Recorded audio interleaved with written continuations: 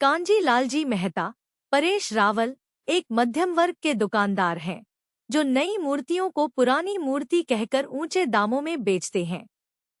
वह भगवान पर विश्वास नहीं करते और अपने बेटे द्वारा दही हांडी के समय वह उस कार्यक्रम को रुकवा देते हैं, जिस कारण सिद्धेश्वर महाराज उसे श्राप दे देते हैं। उस दिन भूकंप में केवल उसी के दुकान को नुकसान होता है। अगले दिन वह अपने दुकान के नुकसान की भरपाई के लिए बीमा कार्यालय जाता है, जहां उसे पता चलता है कि प्रकृति आपदा एक्ट ऑफ गॉड नामक नियम के अनुसार उसे कोई भी नुकसान की भरपाई कंपनी नहीं करेगी। इस कारण कांजी लाल कंपनी पर प्रकरण केस दर्ज करने के लिए हनीफ कुरैशी ओमपुरी के पास जाता है। वह उसे बताता है कि कंपनी के खिलाफ पहले से ही कई लोगों ने प्रकरण दर्ज कर रखे हैं, लेकिन किसी को भी न्याय नहीं मिला। इसके बाद कांजी कंपनी के साथ साथ सिद्धेश्वर महाराज, गोविंद नामदेव, गोपी मैया और लीलाधर स्वामी, मिथुन चक्रवर्ती आदि पर भी प्रकरण में नाम दर्ज करता है। यह प्रकरण न्यायालय में जाता है और दूसरे पक्ष का वकील महेश मांजरेकर इस प्रकरण को बंद करने के लिए कहता है। यह भी कहता है कि बीमा कंपनी ने साफ साफ पहले ही नियम में लिखा है कि किसी भी प्रकृति आपदा एक्ट ऑफ गॉड में हुए किसी भी नुकसान की भरपाई कंपनी नहीं करेगी।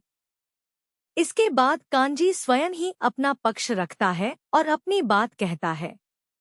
इसके बाद अदालत उस प्रकरण को ले लेती है और इसके बाद यह प्रकरण शुरू होता है। उसके बाद कांजी पर हमला भी होता है और कृष्ण वासुदेव यादव, अक्षय कुमार उसे बचा लेते हैं। इसके बाद कांजी की पत्नी और बच्चे के घर में रहते समय हमला होता है। जब कांजी अपने घर आता है तो वह उसे भी दूसरी जगह जाने के लिए कहते हैं, लेकिन कांजी वही रहता है और उसके बाद उसके घर कृष्ण वासुदेव यादव आते हैं। वह कांजी के घर को बैंक के द्वारा खरीदे लेते हैं और कांजी को भी उस घर में रहने के लिए सहमति दे देते हैं। इस प्रकरण पर समाचार आदि में बहस होती रहती है और कांजी व कृष्ण जब टीवी देखते रहते हैं तो कृष्ण उसे सार्वजनिक रूप से अपने विचार लोगों को बताने के लिए कहते हैं। इसके बाद 100 से अधिक लोग साथ में प्रकरण दर्ज करने आ जाते हैं, जिन लोगों को बीमा कंपनी ने इस प्रकार से धोखा दिया था। लेकिन कांजी के पास कोई सबूत नहीं था कि यह एक्ट ऑफ गॉड के कारण हुआ था। तभी कृष्ण उसे बताते हैं कि वह भगवद गीता, कुरान और बाइबल को पढ़े।